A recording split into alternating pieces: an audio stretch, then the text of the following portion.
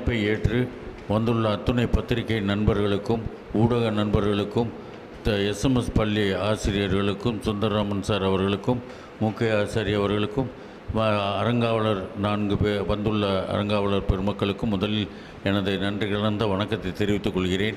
கம்பன் அடிப்படை கணேசன் அவர்கள் தொடர்ந்து கம்பன் புகழ்பாடி கன்னி தமிழ் வளர்ப்போ கம்பன் திருநாள் விழா நடைபெற இருக்கிறது. முதல் நாள் நிகழ்விலே திரு டாக்டர் ஏசி முத்தையா எங்கள் அறநிலையின் புரவலர் அவர்கள் முன்னிலை வகிக்கிறார்கள். அன்றைய தினம் நமது நாராயண ஞான தேசிய சுவாமி அவர்கள் கோயிலூர் மடாலயம் ஆசியுரை வழங்க இருக்கிறார்கள். தலைமை உரையை ஏற்று திரு மேதக ஆளுநர் நாகாலாந்து மாநிலம் மேதக ஆளுநர் திரு இல கணேசன் அவர்களும் சிறப்புரை ஆற்றுவதற்கு நீதியரசர் மாண்புமிகு ஜி ஜெயச்சந்திரன் அவர்களும் கருத்துரை வழங்குவதற்கு திருமதி பாரதி பாஸ்கர் அவர்களும் கம்பனில் போரும் அமைதியும் என்ற தலைப்பிலே கருத்துரை ஆற்றுகிறார்கள். முதல் நாள் நிகழ்வு அத்துடன் நிறைவு பெறும். இரண்டாம் நாள் மறுநாள் இதே கம்பன் மணிமண்டபத்திலே 6 மணி அளவில் தொடங்கும் கருத்தரங்கமாக நடைபெறுகிறது. சிறப்புரை ஆற்றுவதற்கு நீதியரசர் மாண்புமிகு ஆர் சுரேஷ்குமார் அவர்கள் கம்பன் காட்டும் இலக்குவன் என்ற தலைப்பிலே கருத்துரை வழங்க இருக்கிறார்கள். அன்றைய தினம் இவ்வருடம் கல்லூரி மாணாக்கர்களை ஊக்குவிப்பதற்காகவும் தமிழிலும் கம்பனிலும் அவர்களது திறமையை வெளிக்கொணர்வதற்காகவும் போட்டிகள் கம்பன் அறநிலையால் நடத்தப்பெற்றன. அந்த நிகழ்விலே வெற்றி பெற்ற 2 மாணாக்கர்களுக்கு அவர்களுக்கு பயிற்சி அளிப்பவும் ஊக்குவிப்பதற்கும் அவர்களுக்கும் இந்த மேடையிலே கம்பன் மேடையிலே 2 மாணாக்கர்கள் 2 தலைப்பிலே 5 நிமிடம் பேசுகிறார்கள்.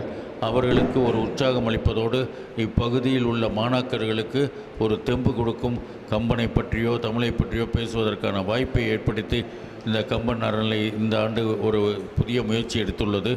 அடுத்து கருத்துரை வழங்குவதற்கு வழக்கறிஞர் ராமலிங்கம் அவர்கள் வருகிறார்கள். அவர்கள் கள்ள ஆசைகளை அளித்தவன் என்ற தலைப்பிலே பேசுகிறார்கள். 3ஆம் நாள் நிகழ்வு இதே கம்பன் மணிமண்டபத்திலே 6 மணிக்கு பட்டிமன்றமாக நடைபெற உள்ளது.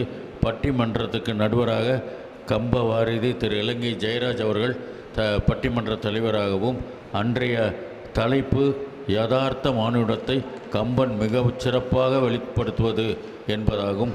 அதில் 3 அணிகளாக பட்டிமன்றத்தில் வாதிடுகிறார்கள். இலக்குவன் மூலமே என்ற தலைப்பில் முனைவர் பாரதி கிருஷ்ணகுமார், முனைவர் மா எழிலரசியும், சுக்கிரீவன் மூலமே என்பதில் முனைவர் இரா மாது, திரு தாமல் கோ சரவணன் அவர்களும், கும்பகர்ண மூலமே முனைவர் பர்வீன் சுல்தானாவும் முனைவர் மு பழனியப்பன் அவர்களும் வாதிடுகிறார்கள். பட்டிமன்றத்திலே நடுவர் தீர்ப்புரை இலங்கை ஜெயராஜ் அவர்கள் நிறைவு செய்கிறார்கள். 4ஆம் நாள் திருவிழா எப்பொழுதும் போல நாட்டரசங்கோட்டை கம்பன் கழகத்தார் உடன் இணைந்து காரைக்குடி கம்பன் அறநிலையம் இணைந்து 4ஆம் திருநாளை கொண்டாடுகிறோம். கம்பன் அதன் நடைபெறும் இடம் கம்பன் அருக்கோட்டை நாட்டரசங்கோட்டை. அன்று கம்பன் அருக்கோயில் வழிபாடு, மலரஞ்சனி, கம்பன் கவி, அருக்கவி 5 ஆகியவை முதலில் நடைபெறும். அதற்கு பிறகு வரவேற்பு. அந்த நாட்டரசங்கோட்டை கம்பன் கழக தலைவர் திரு ஆவிச்சி கிருஷ்ணன் அவர்களும் ஆசியுரை வழங்க கோவிலூர் சீர்வளர் நாராயண ஞானதேசி சுவாமிகள் அவர்களும் முன்னிலை வகிப்பது தேசிய நல்லாசிரியர் திரு சே கண்ணப்பன் அவர்களும் காரைக்குடி கம்பன் அறநிலையின் தலைவர் திரு SLNS பிரியன் அவர்களும் சிறப்புரை ஆற்றுவதற்கு இயக்குனர் திரு பத்ரி நாராயணன்